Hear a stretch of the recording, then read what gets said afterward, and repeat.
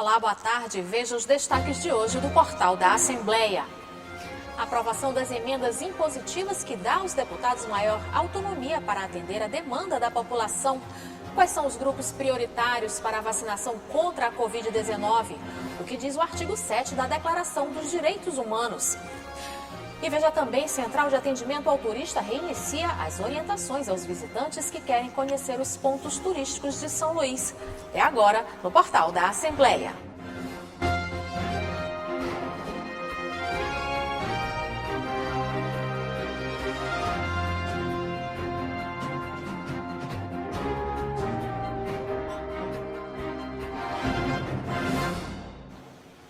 Às vésperas do início do ano legislativo, marcado para a próxima segunda-feira, o portal da Assembleia está relembrando as ações desenvolvidas pelos deputados em 2020. Hoje você vai ver como a aprovação das emendas impositivas auxiliam os deputados a atender com mais agilidade as demandas da população maranhense.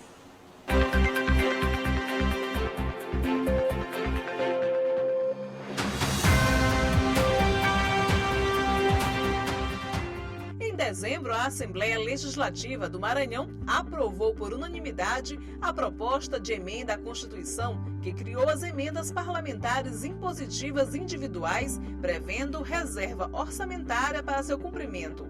A PEC é de autoria do presidente da Casa Legislativa, deputado Otelino Neto, e do deputado Dr. Iglesio.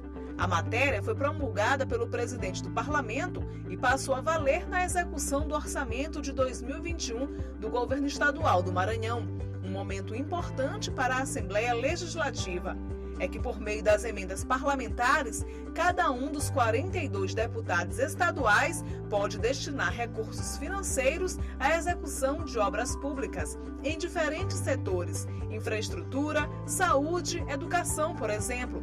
Depois de muito diálogo e muito entendimento entre todos os deputados da base governista, da oposição, dos diversos blocos, nós conseguimos chegar a um texto final e hoje aprovamos em segundo turno.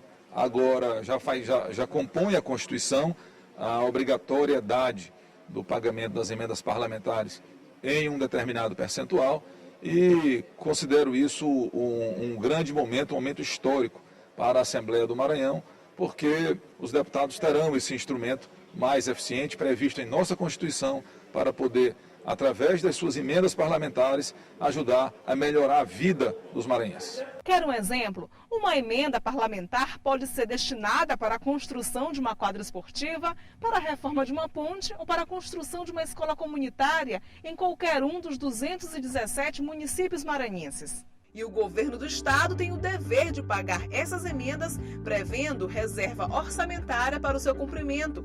Com isso, o deputado estadual passa a ter maior autonomia para atender às demandas da população. O orçamento público, o que ele é? É uma previsão do que você vai gastar no ano que vem.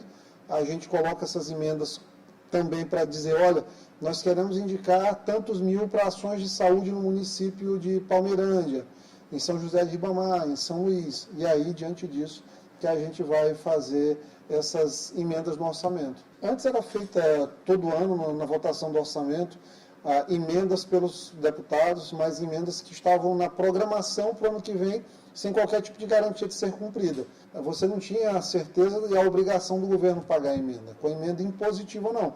Como o nome diz, o próprio nome diz, ela impõe ao Estado a obrigação de pagar. A proposta de emenda constitucional 090/2020, que criou as emendas parlamentares impositivas individuais, foi acrescentada ao artigo 136 da Constituição Estadual do Maranhão.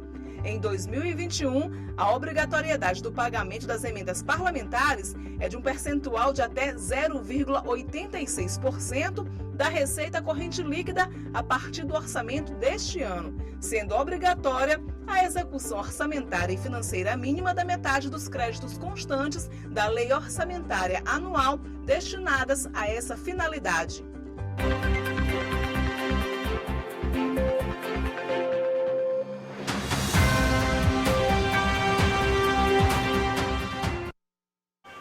Amanhã você vai ver as perspectivas do Legislativo Maranhense para 2021. O governo do estado já recebeu doses da vacina Coronavac e Sinovac, ambas contra a Covid-19. Mas por causa da quantidade disponibilizada, ainda não é possível imunizar todos os maranhenses. Por isso, cada município definiu grupos prioritários. Você vai ver agora de que forma foi feita a distribuição das vacinas e como foram definidos os grupos prioritários. A reportagem é de Ronald II e Jurandir Serra. Mais de 23 mil doses da vacina já foram aplicadas no Maranhão. Mas quem são essas pessoas que já receberam a tão desejada imunização contra o novo coronavírus? Com o início da vacinação, muitas pessoas têm se perguntado sobre os métodos que definem a elaboração dos grupos prioritários. Mas antes de falar sobre isso, é importante destacar que o governo federal elabora o seu plano de vacinação, que serve como base para a elaboração dos planos estaduais e municipais. Mas é o governo municipal o responsável pela execução da vacinação, por levar a imunização até as pessoas. Atualmente, no Brasil, o processo de imunização contra a Covid-19 funciona assim. O governo federal, por meio do Ministério da Saúde, compra as vacinas aprovadas pela Anvisa. No caso, a Coronavac, fornecida pelo Instituto Butantan, em São Paulo, e a vacina Oxford, produzida pela Fiocruz, no Rio de Janeiro. Após a aquisição, o governo federal faz o envio para os estados, que são responsáveis pela logística de distribuição aos municípios. A partir daí, as equipes de saúde, lideradas pelos prefeitos das cidades, devem aplicar as vacinas na população, obedecendo rigorosamente os grupos prioritários.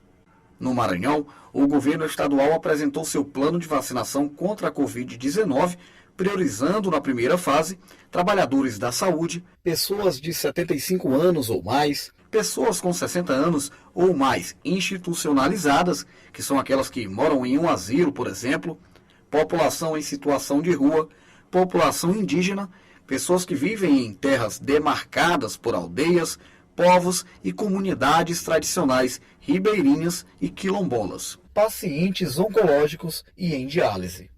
Na segunda fase, devem ser vacinados idosos com idade entre 60 e 74 anos.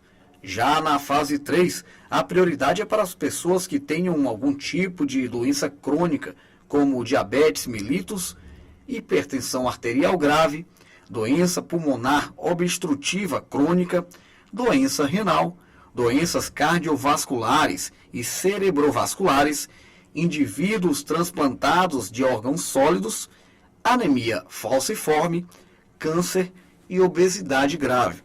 A previsão é que 1.750.000 pessoas estejam vacinadas no estado após essas 3 fases. O restante da população deve ser vacinado após as 3 fases iniciais, em cronograma que ainda vai ser definido pelo Ministério da Saúde. Quais os critérios para vacinar primeiro uns, depois outros, é o que explica a médica Rosana Castelo Branco. O Plano Nacional de Imunização, ele sempre visa a vulnerabilidade dos casos. Então, por isso que a gente coloca os grupos mais vulneráveis primeiro. Primeiro, a saúde, né? Os profissionais da saúde, porque são pessoas que estão mais ligadas diretamente, mais expostas ao novo coronavírus. E segundo, os idosos. Por que os idosos? Porque o idoso, ele tem uma vulnerabilidade maior às doenças infecciosas. Ele tem um risco de agravamento e óbito maior. O plano, na realidade, ele visa diminuir os casos graves e o óbito. Então, por isso que a gente faz o grupo mais vulnerável primeiro. E veja no próximo bloco o que diz o artigo 7 da Declaração dos Direitos Humanos. E Central de Atendimento ao Turista reabre com orientações aos visitantes que querem conhecer os pontos turísticos de São Luís. O portal volta já.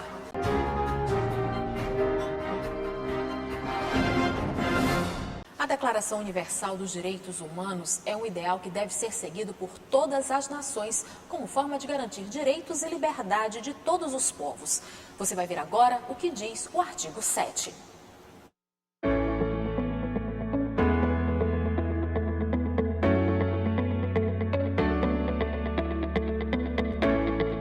Artigo 7. Todos são iguais perante a lei. E têm direito, sem qualquer distinção, A igual proteção da lei. independente de qualquer coisa, todos são iguais perante a lei. Homens, mulheres, ricos e pobres. A lei, como se fala, ela deveria ser cumprida, mas só que ela não é. É preciso uma conscientização, desde criança, de que todos são iguais. Eu concordo com este artigo, porque nós vivemos em uma sociedade democrática, onde homens, mulheres, ricos e pobres, eles têm direitos iguais. Artigo 7. Todos são iguais perante a lei, sem qualquer distinção. Têm direito igual à proteção da lei. O que busca efetivar esse artigo é o que nós chamamos de isonomia, é tratar todos de forma igual e os desiguais nos limites de suas desigualdades. Por isso é tão importante as políticas afirmativas, que visam, de maneira prática e efetiva, diminuir as desigualdades, para que não haja qualquer diferença decorrente de credo, cor ou gênero. A lei e a nossa Constituição, assim como a Declaração Universal de Direitos Humanos o faz, busca a igualdade real, a igualdade efetiva, respeitando a crença, a cor, o gênero de cada pessoa, e essa é a importância da gente estar respeitando as diferenças, especialmente no momento tão extremado, tão radicalizado que o país vive. É muito importante lembrar que é com as diferenças que nós construímos as pontes do crescimento, enfim, construímos as soluções.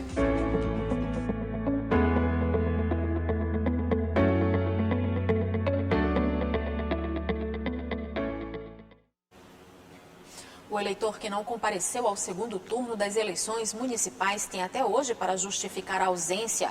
A justificativa pode ser feita pelo aplicativo e-Título ou em um cartório eleitoral. Quem não cumprir o prazo fica sujeito a pagamento de multa a ser definida por um juiz eleitoral. Após meses de portas fechadas por causa da pandemia da Covid-19, a Central de Atendimento aos Turistas reiniciou o atendimento aos visitantes interessados em conhecer as belezas da capital maranhense. Um dos locais mais procurados é o Museu da Gastronomia, que conta a história das tradições culinárias do Maranhão.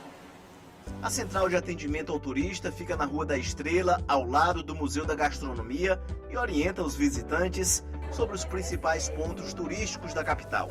O atendimento é de até 5 pessoas por vez, que obrigatoriamente devem utilizar máscara facial e usar álcool em gel. A reabertura do CAT, ela também está dentro desse protocolo, seguindo todas as orientações sanitárias.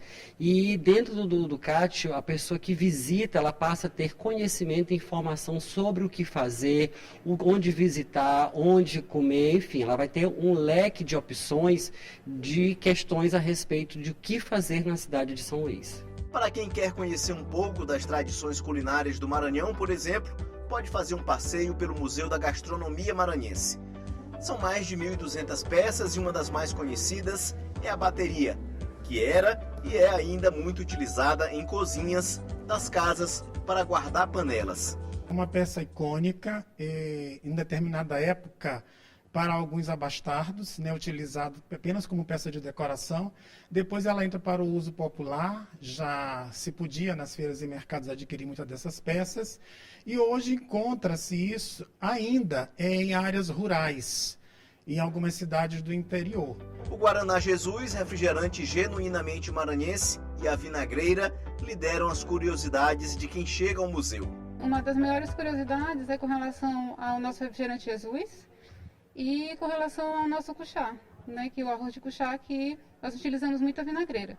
No caso do refrigerante Jesus, tem a curiosidade sobre o sabor, porque e também a cor, porque é cor de rosa, E como seria o sabor do Guaraná Jesus? Então a gente sempre passa a ideia que é um sabor de tutti-frutti, é misturado com canela. Então assim, aguçamos um pouco dessa curiosidade que eles têm.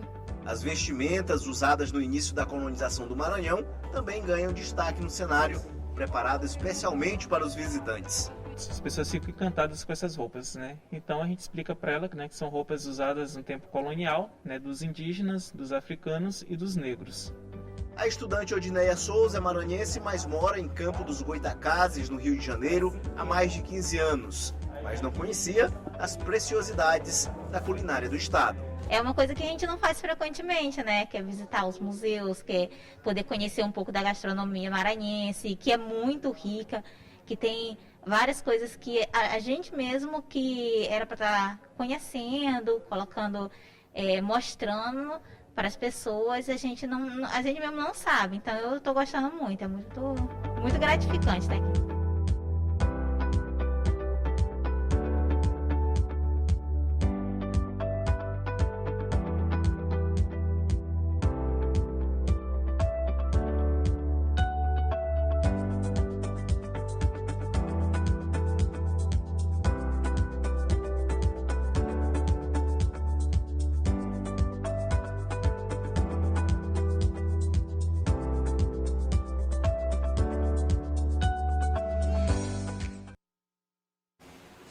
O Portal da Assembleia fica por aqui. Para rever as reportagens de hoje, acesse o site al.ma.leg.br/tv.